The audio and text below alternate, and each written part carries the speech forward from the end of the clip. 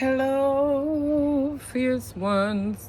I don't have my tripod out here, so y'all just gonna get all this movement in one hand and some.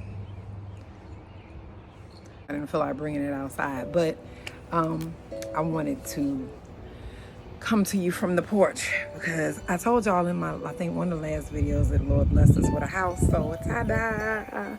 You liable to see me do raindrops from the attic, the rooftop, the garage. I don't know. I'm gonna be all over the place, but I just wanted to do this raindrop real quick because, as some of you know, I like to like redo furniture. I like to flip it and, you get it and you buy the paint and you change the handles and then you have this whole new piece.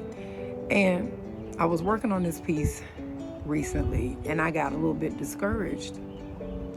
I was on the phone with my husband and I had put so much into it. I had sanded down all of I put the wood filler to get rid of all the holes and the whole nine. I did all of this. And by the time I got done and got this expensive paint on it, which will remain nameless, I mean, unless you go look on my Instagram, it's up there. But it ain't cheap. You don't want to just be slapping this paint around on any old thing. And by the time I finished painting it, I was like, man, I still see all these scrapes and scratches and it is not perfect. This does not look like these girls on Instagram. This wasn't my first piece, but it was the first piece that by the time I painted it you could still see these imperfections. And I was like, oh, when I stepped back, I loved it. I thought it was so beautiful. And then I put it in my entryway, which is where I wanted it in the first place. And I was like, man, that thing is so pretty. I absolutely love it. And I was talking to my husband and I said, you know what? This is exactly how it is with us. This is when the Lord gets his hands on us. All of these nicks and imperfections, that's the dresser's testimony. He lived in a family that was rough on him. And he's got some drawers missing. And he has got scuffs everywhere. But he is a good, solid piece of furniture. And he has been completely renewed. And in that time I was thinking about it, it did something for me because, the Bible teaches us that we overcome by our testimony, by the blood of the Lamb and the word of our testimony.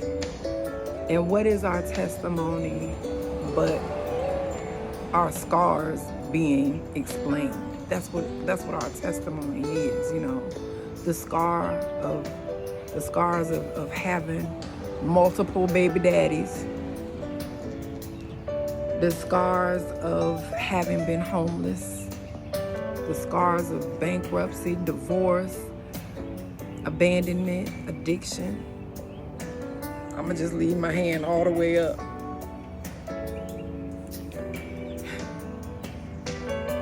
And when we bring those things to Jesus, he says, you know what? I can do something with this. You brought it to me, and I can do something with this. You'll never be perfect. But the awesome thing about Jesus is we don't have to be perfect, because he tells us you don't have to be perfect. It's not necessary for you to be perfect, because my strength is made perfect in your weakness.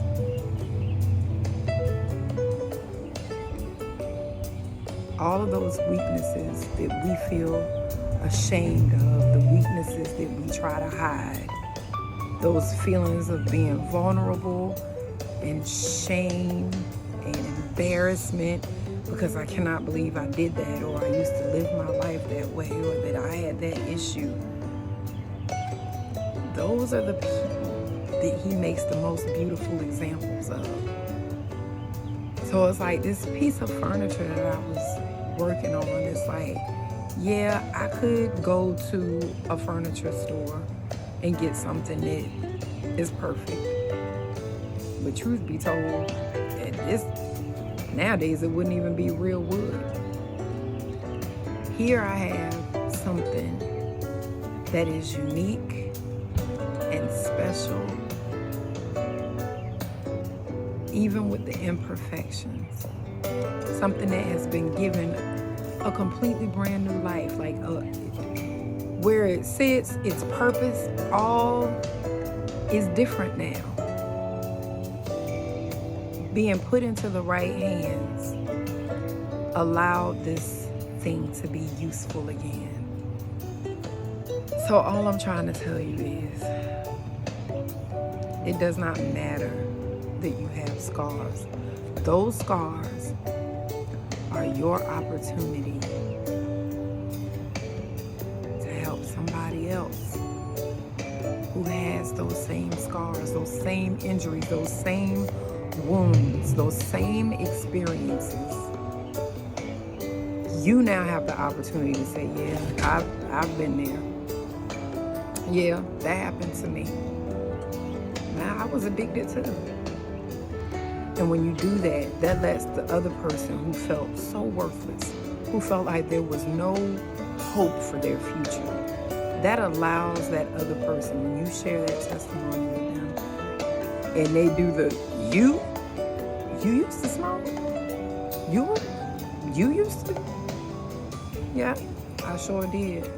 Now, if this is not an amazing example of what the Lord can do, if this don't tell you how powerful the Holy Spirit is, now it's one thing to read the word as we should and always should. But when you are face to face with a flesh and blood person who has these scars and who has brought those things to Christ and placed them under the blood, and then now you are face to face with a new creation, it hits a little bit different. We get kind of used to the stories of the, Saul to Paul type of thing. We kind of get used to them, and sometimes they can feel a little distant, and not very relatable. Which is why it's our responsibility to tell people our story. It's our responsibility to say, hey, listen, don't let this makeup fool you. Please understand. Don't let anything that you see make you think that I don't know what it's like to be. Please don't let me sitting on this porch make you feel like I don't know what it's like to sleep on somebody's floor with my children.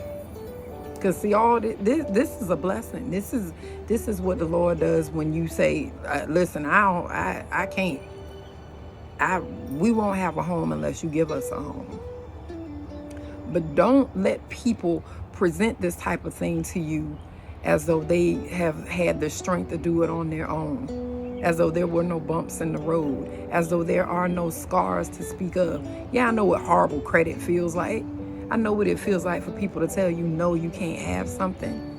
And nothing extravagant, just something that you want for your children, something that you feel like your family should have. These are the things those are scars.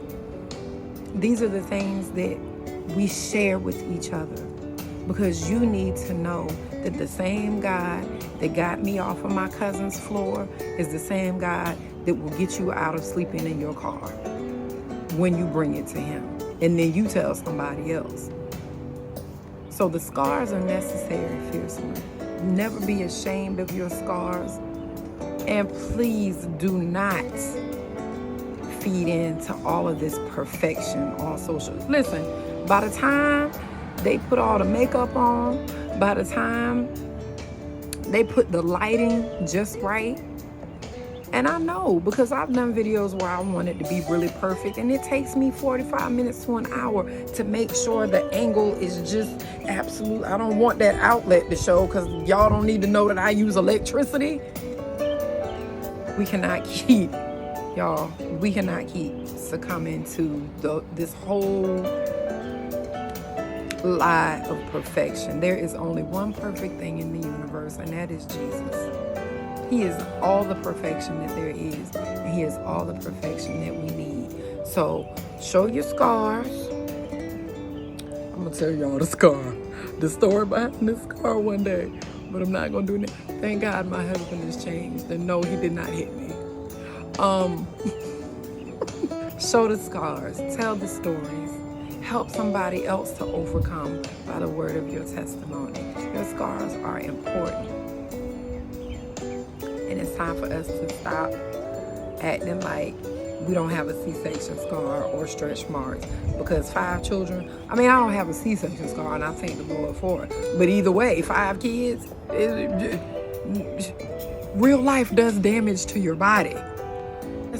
Let's not pretend. Somebody is going to get freed by your scar. Somebody is going to be able to give God glory because they're going to say, Father, I see you in her. And if you did it for her, I know you can. I'm going to sit here and wait for you to do it for me too. All right. I just needed to share that with y'all. I'm going to put pictures of my new piece that I just did, and I'm going to show you the close-ups. I'm going to show you what Instagram won't show you. I'm going to show you his scars and his imperfections, and I'm going to show you how I staged him in my house and how beautifully he came out. And let that be a reminder to you that no matter what you have gone through, no matter what your scars are, you bring that stuff to the Lord. You bring that past and those hurts to the Lord, and watch how he will use you. Watch how he will show you your purpose.